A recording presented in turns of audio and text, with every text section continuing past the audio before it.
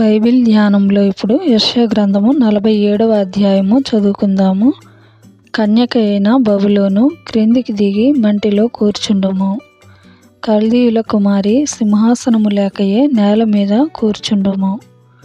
నీవు మృదువువని అయినను సుకుమారివని అయినను జనులు ఇక మీదట చెప్పరు.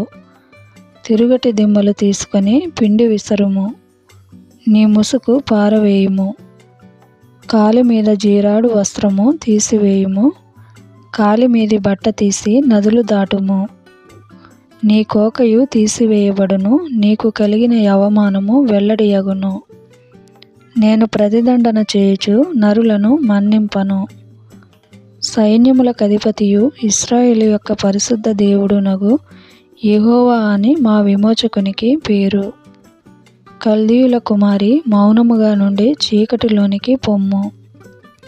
రాజ్యములకు దొరసాని అని ఇక మీదట జనులు నిన్ను గూర్చి చెప్పరు. నా జనుల మీద కోపపడి నా స్వాస్థ్యమును అపవిత్రపరచి వారిని నీ చేతికి అప్పగించితిని. నీవు వారి యందు కనికరపడక వృద్ధుల మీద నీ కాడిమ్రానును మిక్కిలి బరువుగా మోపితివి. నేను సర్వదా దొరసానినై యుందునని నీవనుకొని వీటిని ఆలోచింపకపోతివి. వాటి ఫలమేమవునో మనస్సునకు తెచ్చుకొనకపోతివి. కాబట్టి సుఖాసక్తురాలవై నిర్భయముగా నివసించుచు, నేనే ఉన్నాను, నేను తప్ప మరి ఎవరునూ లేరు, నేను విధవరాలనై కూర్చుండను, పుత్రశోకము నేను చూడనని అనుకొనుచున్నదానా, ఈ మాటను వినుము.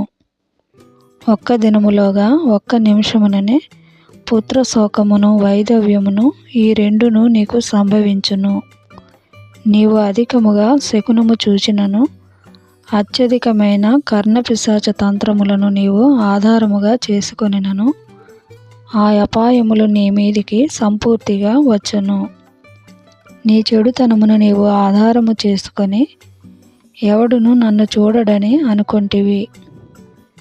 నేనున్నాను, నేను తప్ప మరి ఎవరునూ లేరని నీవు అనుకొనున్నట్లుగా నీ విద్యయు నీ జ్ఞానమును నిన్ను చెరిపివేసెను. కీడు నీ మీదికి వచ్చును, నీవు మంత్రించి దాన్ని పోగొట్టజాలవు. ఆ కీడు నీ మీద పడును, దానిని నీవు నివారించలేవు.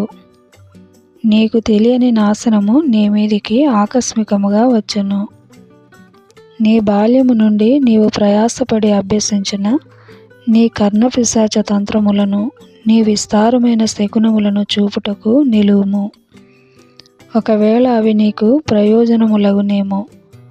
ఒకవేళ నీవు మనుషులను బెదరింతువేమో. నీ విస్తారమైన యోచనల వలన నీవు అలసియున్నావు. జ్యోతిష్కులు, నక్షత్ర సూచకులు, మాసచర్య చెప్పువారు నిలవబడి నీ మీదికి వచ్చినవి రాకుండా నిన్ను తప్పించి రక్షించుదురేమో ఆలోచించుము. వారు కొయ్య కాలువలే నైరి అగ్ని వారిని కాల్చివేయుచున్నది. జ్వాల యొక్క బలము నుండి తమ్ము తాము తప్పించుకొనలేకయున్నారు. అది కాచుకొనుటకు నిప్పు కాదు, ఎదుట కూర్చుండి కాచుకొనదగినది కాదు. నీవు ఎవరి కొరకు ప్రయాసపడి అలసితివో వారికి అలాగే జరుగుచున్నది. నీ బాల్యము మొదలుకొని నీతో వ్యాపారము చేయువారు తమ తమ చోట్లకు వెళ్ళిపోవుచున్నారు. నిన్ను రక్షించువాడొకడైనా నుండడు.